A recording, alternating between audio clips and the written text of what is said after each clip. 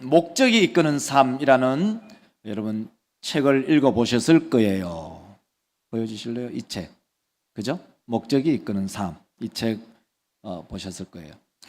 릭 워런 목사님이 쓴 책이고, 저것이 40일 동안 이제 공부하는 교재도 있었어요. 자, 이제 그 중에 이제 제가 글씨가 잘 안 보이는데 그 책 보여주시면 그 아랫단에 보면 그 나무가 있고 나무 아래에 글씨가 있어요. 여러분 한번 글씨가 보이는지 모르겠는데 한번 읽어보실래요? 다 같이 시작.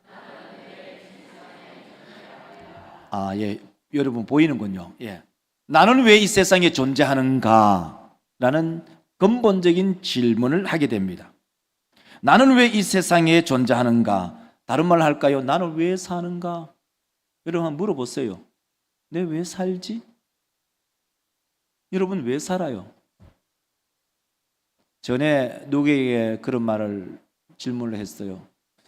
왜 사는가? 라고 질문하니까 어떤 분이 그런 말씀을 했어요. 구체 없이 살아간다. 구체 없어서 그냥 사니까 살아간다. 이제 그런 의미로 말씀을 하셨어요. 여기 앉아 계신 분은 아무도 그렇게 대답하지 않을 거예요. 매일매일의 계획이 있고 또 매주의 계획이 있고 그리고 매달의 계획이 있습니다. 그래서 다른 말로 하면은 분명한 목적이 있다. 이렇게 말씀을 하고 있죠. 우리 사람 믿음의 권속들, 오후 예배에 나오신 목적이 뭘까요? 오늘 이렇게 쫙 스캔해 보니까 오전에 나왔던 분들과 오후에 나오신 분과의 이 차이가 좀 많아요. 그 이유 중에 하나가 제 짐작컨대 아마도 벌초 때문에 그러지 않겠나. 혹시 다음 주에 여러분 어떤 개인적인 사정에 의해서 교회를 나오지 못하신다면 우리 목자나 부목자에게 그 사정을 얘기하셔야 돼요. 아마도 예상이 되잖아요. 예상이 되니 계획이 있다면 미리 말씀을 해 두시기를 바랍니다. 그리고 오후 예배 착석해 보니까 성도들이 많이 못 나오셨어요. 왜 그럴까요? 다 본인의 나름대로 목적이 있는 거예요. 오후 예배 나오신 분들도 오후 예배 나오신 나름대로의 목적이 있고 나오지 못하신 분들도 오후 예배 나오시지 못한 나름대로의 목적이 있을 겁니다. 자, 우리 사람 믿음의 권속들, 우리가 예배에 나온 그 이유, 그 목적이 뭘까? 사실 하나입니다. 딱 한 가지로 기착이 딱 되죠. 하나님께 예배드리는 것은 곧 하나님께 영광을 돌리러 나왔다. 이 하나의 목적으로 딱 집중이 돼요. 자, 이제 사도 바울의 이야기를 다시 이 본문 속으로 들어가면 사도 바울과 바나바를 가리켜서 두 사도라고 얘기를 하죠. 두 사도. 이 두 사도가 1차 선교 여행을 하면서 계속적으로 이제 비시디아 안디옥에 갔다가 다시 이제 내려오죠. 이 내려오는 이유는 자의에서 내려오는 게 아니에요. 비시디아 안디옥에서 다시 이고니온에서 루스드라로, 다시 말해서 비시디아 안디옥에서 이고니로 오는 그 이유는 쫓겼어. 핍박을 당했어. 또 이고니온에서 루스드라로 내려오는 그 이유는 또 복음 전가하는 이유 때문에 핍박을 받아서 쫓겼어. 루스드라에 도착을 합니다. 자, 오늘 본문 말씀 한번 읽어볼까요? 8절을 읽어보면 알 수가 있어요. 여러분 보세요. 자, 읽겠습니다. 루스드라에 발을 쓰지 한 사람이 앉아 있는데 나면서 걷지 걸어본 적이. 자, 그러니까 끊임없이 우리 큐티를 하시는 분들은 끊임없이 본문 띄워주실래요? 본문을 탁 읽으면 거기에서 반복되는 단어를 찾으면 돼요. 반복되는 단어. 자, 반복되는 단어가 뭐냐면 전부 부정어예요. 못하는, 못하게, 없는. 그죠? 그러면 이 못하고 없는 이 장본인이 누구이냐? 누구죠? 루스드라의 발을 쓰지 못하는, 그죠? 신체의 장애를 가지고 있는 사람을 한 줄만 써도 돼요. 근데 이 누가복음과 사도행전은 누가 썼다고요? 누가복음과 사도행전은 누가 썼다고요? 그렇죠. 누가가 썼어요.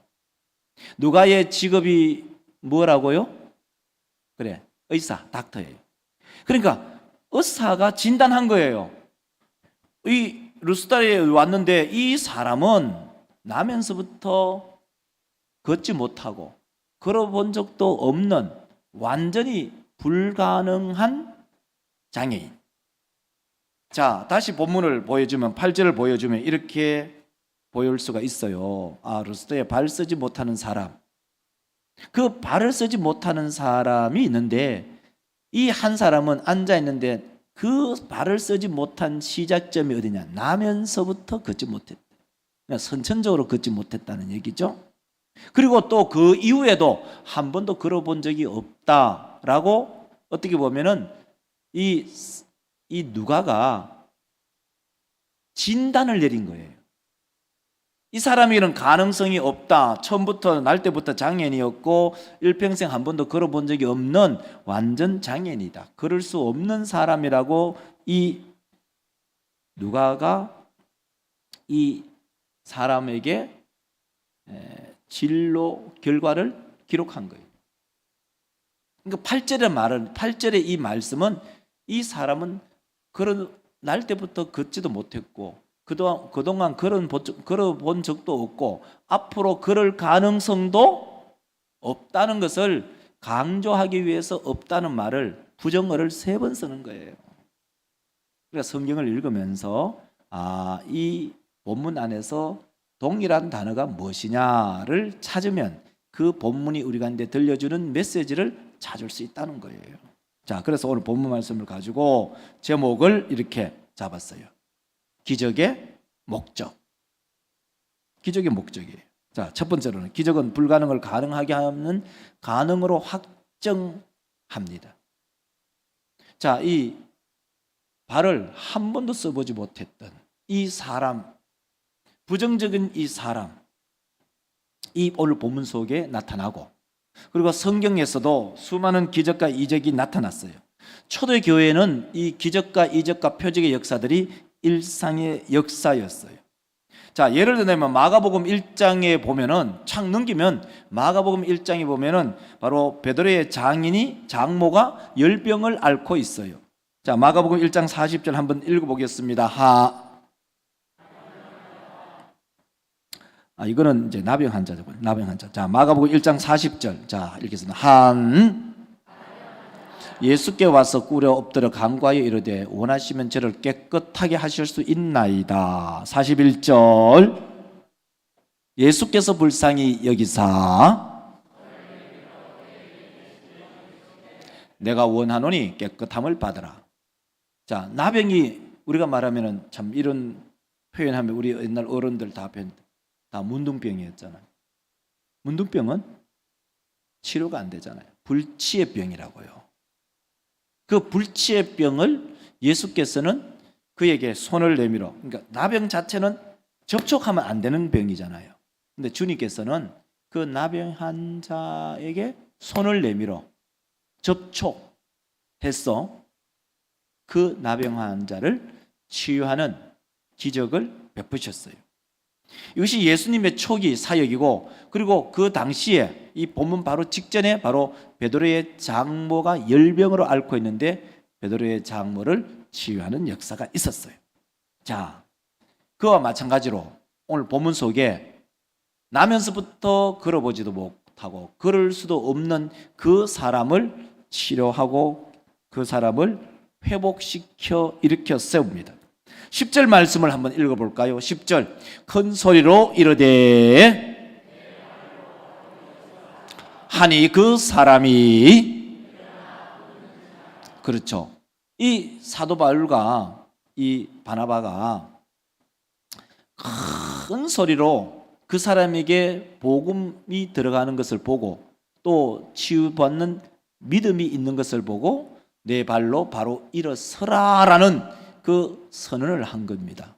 그래서 이 나면서부터 안전뱅이, 나면서부터 발을 쓰지 못한 그 사람이 일어나는 기적을 보게 되죠.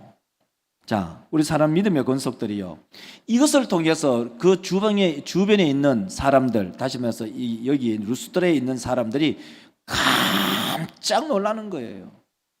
깜짝 놀라는 거예요. 이 사람은 나면서부터 걷지도 못하고 걸어본 적도 없고 앞으로 걸을 수 있는 가능성도 없는 이 사람을 사도 바나바와 사도 바울이 일으켜 세웠기 때문입니다. 우리 모든 믿음의 성도들, 혹시 우리 가운데 질병이 있습니까? 우리 가운데 육체적 큰 고통을 겪고 있는 아픔이 있습니까? 오늘 이 말씀을 들으면서 우리 모든 믿음의 권속들이 그 질병에서 노임받기를 주의 이름으로 축원합니다. 우리 성도들, 육체적 질병뿐만 아니라 사실 더 무서운 게 뭐냐면 정신적인 질병이에요. 그 정신적인 질병이 우리 육체, 다시 말해서 우리 육체 가운데 크고 작은 질병을 가지고 있어요. 작게는 무좀부터 시작해서 크게는 암덩어리를 가지고 있는데, 여러분, 사람이 멀쩡하게 생겨도 정서적 질병,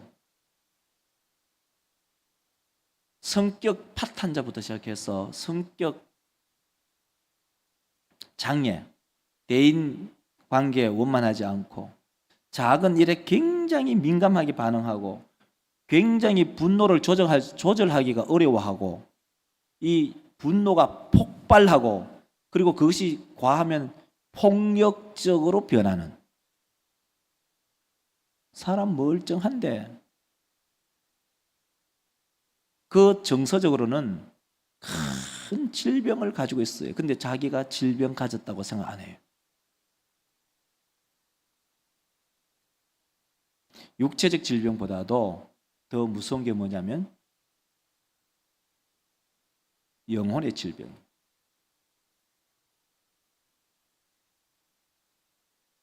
우리 믿음의 성도들, 육체적 질병뿐만 아니라 영혼의 질병에서 치유받는 우리 믿음의 권속들이 되시기를 주의 이름으로 축원합니다. 예수 10년, 20년, 30년 뭐 평생을 믿었다 하면서 자기 분노 하나 조절 못해요.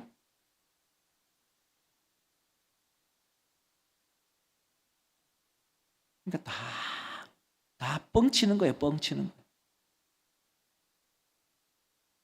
내 성질 하나 못 다스리는데 누굴 어떻게 다스린다는 거예요? 성령의 열매, 사랑하고요. 첫 번째 사랑이잖아요. 화평하고. 싸움이 있는 곳에 이 성령의 사람이 들어가면 거기는 화평이 이루어지죠. 절제하기도 하고, 사람이 온유하기도 하고, 오래 참기도 하고, 때로는 충성하는 모습도 보이고, 양성, 자비를 베푸기도 하고. 육체적 질병의 문제가 아니에요. 현대 그리스도인들에게는 가장 큰 질병이 뭐냐면 영적 질병입니다. 우리 사람 모두 믿음의 성도들, 우리의 육신의 질병 깨끗하게 치유될 뿐만 아니라 우리의 영혼의 질병도 깨끗하게 치유되는 그러한 우리 믿음의 공동체의 식구들이 되시기를 주의 이름으로 축원합니다. 그럼 두 번째로, 이 기적의 목적이 뭐냐? 이 기적의 목적은 뭘까? 사람들은 이 기적을 통해서 때로는 그것을 치유하는 사람에게는 자기의 이름이 드러나기를 목적을 두는 사람도 있고, 어떤 사람은 치유받는 그 자체에 자기의 유익만을 가지려고 하는 사람들이 있어요. 이 기적의 목적은 한 가지입니다. 한 가지. 기적의 목적은 바로 예수를 믿게 하는 거예요.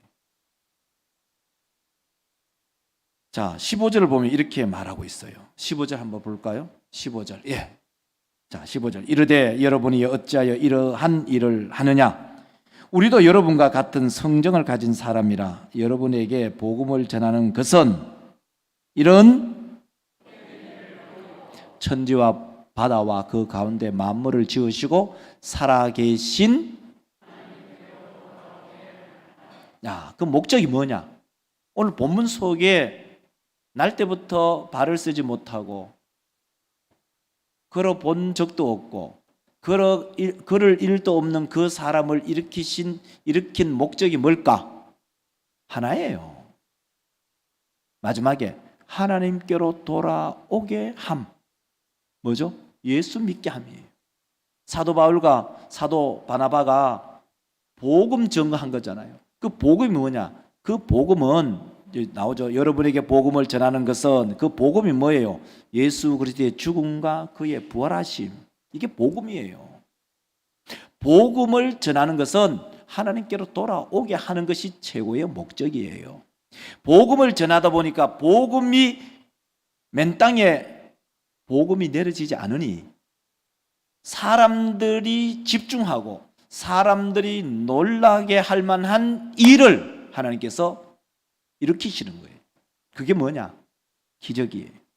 그게 뭐냐? 오늘 본문 속에 나타난 날 때부터 걷지 못하고 걸어 본 적도 없고 걸을 수도 없는 그 사람을 일으켜 세움으로 그 사람에게 하나님의 복음이 들어가고 그 지방에 있는 모든 사람들에게 하나님의 복음을 전하기 위한 하나의 징검다리의 역할을 하는 거예요. 우리가 착각한다는 거예요. 우리의 착각이 뭐냐면은 그 은사를, 치유의 은사를 베푸는 사람은 자기가 뭔가 대단하다고 생각해요. 그게 조금만 진일보하면 어떤 형태로 가냐면 영적인 교만으로 흘러요. 나는 치유의 은사가 있기 때문에 다른 사람들은 치유 못하잖아. 나는 당신들보다 우위에 있어.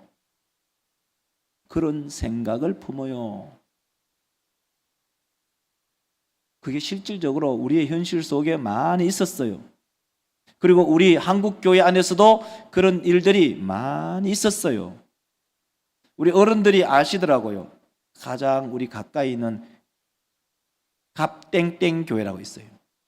거기에 큰 은사를 가진 권사님이 계셨어요. 그분이 기도하면 막 병이 낫고요. 귀신 쫓겨나가고요. 그래서 그 교회에서 목회하는 목사가 목회를 못해요. 왜 그런지 알아요? 영적인 교만이 있기 때문에.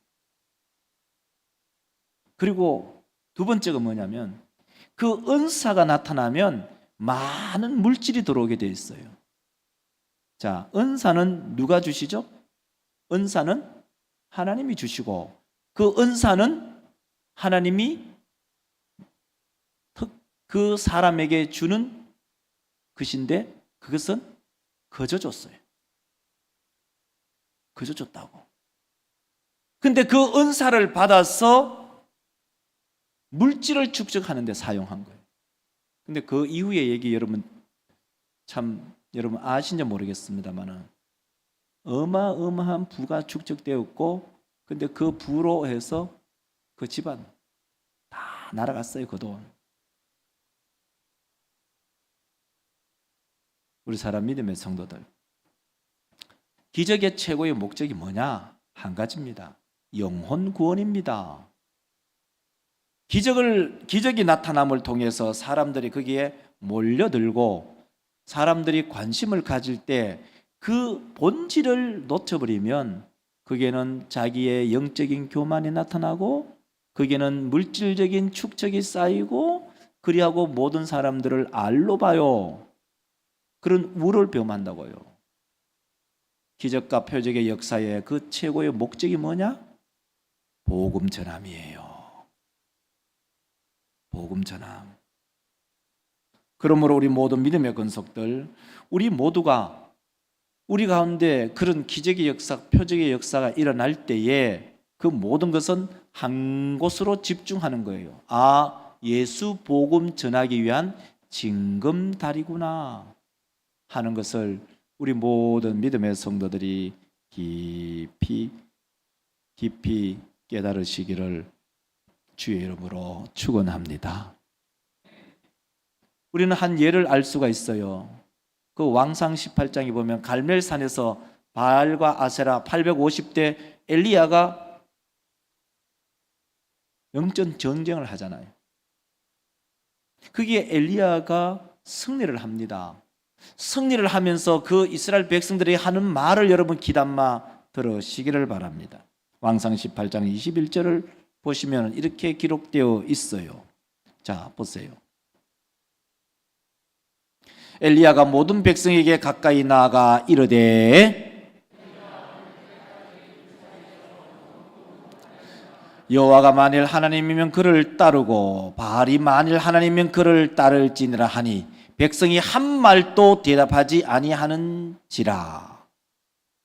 바알과 하나님과 그 사이에 바알이 하나님이면 바알 따르고 하나님이 하나님이면 하나님 따르라. 너희들이 어느 때까지 이 둘 사이에서 왔다리 갔다리 하느냐 하면서 엘리야가 갈멜산에서 마른 땅, 마른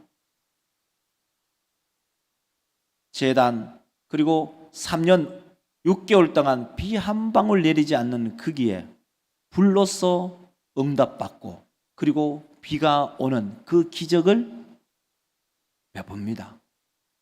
왜 그럴까요? 이스라엘 백성들이 하나님께로 돌아오게 하는 목적이 최고의 목적이기 때문이에요. 자, 우리 믿음의 성도들, 우리 가운데 신유의 은사가 나타난다? 그 목적이 뭐죠? 예수 믿게 하는 목적이에요. 방언의 은사가 나타난다? 그 목적은 예수를 믿게 하는 목적이에요. 사랑의 은사가 나타난다? 예수를 믿게 하는 목적이에요. 그 모든 은사는 복음과 직결됩니다. 우리 모든 믿음의 권속들이 이 진리를 잘 깨달으시기를 주의 이름으로 축원합니다. 그렇지 않으면 큰 은사 베풀고도 버림당할 수 있어요. 기도 많이 하고도 버림당할 수가 있어요. 우리 모두는 하나님 주시는 그 은사를 가지고 복음 전함에 있어 집중하고 예수 복음 전하는 데 온 힘을 기울이는 우리 모든 믿음의 종들 되시기를 주의 이름으로 축원합니다. 기도합시다. 하나님